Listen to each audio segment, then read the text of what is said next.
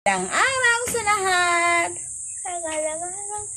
Okay, so Tagalog version naman tayo ngayon ng aming pag-uusap ni Mira. Okay. Ngayon, Mira, yung mga tanong ko yung sasagutin, ha? Okay.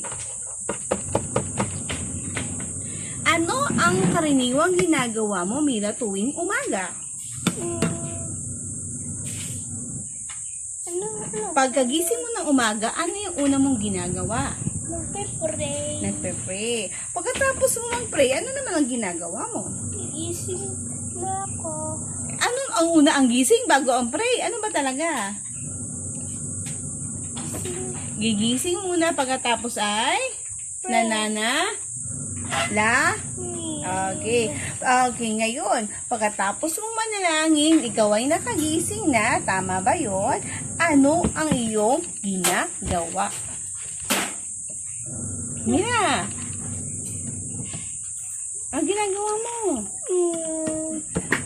Pagkatapos manalangin, okay, tuwing umaga, ano ang ginagawa ni Mira? Ano ang kasunod na ginagawa? Kakain. Nakain. Sino ang kalimitang nagluluto ng iyong agahan o ng breakfast mo? Minsan mami ko, daddy ko, lola ko. Ano ang karaniwan mong almusal? Anong pagkain? Bangus. Minsan po mga fast food. Wow! Baka maniwala sila na nagpa-fast food tayo tuwing umaga. Ano natin ngayon? Oh, taho. Protein. Talaga ikaw. Mami, lagay natin sa YouTube. Lalagyan natin yan. Okay. Nanonood ka ba ng telebisyon pagkatapos kumain? Opo. O ano ang kalimitan mong pinapanood?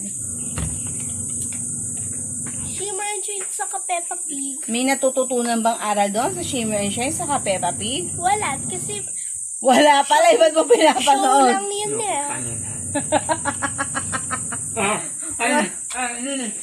Okay.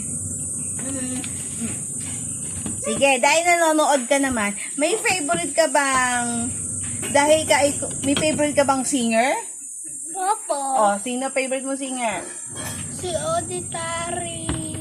Sino yun? American singer. Ano yung kanta niya? Example nga. Heavy Love. Kantay mo na ayos.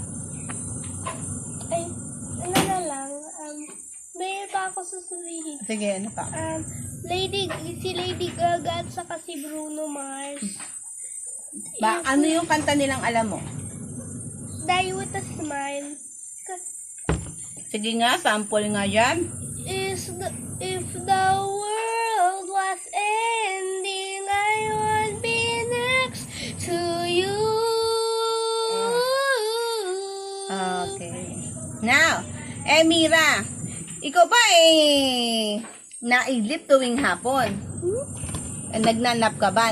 Taking a nap? Minsan. Minsan. Pagkatapos mong magnap, pagkatapos mong kumain, ano pa yung ginagawa mo sa bahay? Kumon. Kumon? Ano ba yung kumon? Pag-aaral. Nag-aaral tungkol saan? Sa math. Sa math. Masaya ka ba sa ginagawa mo? Opo. Opo. Anong gusto mong sabihin sa ating mga followers and viewers?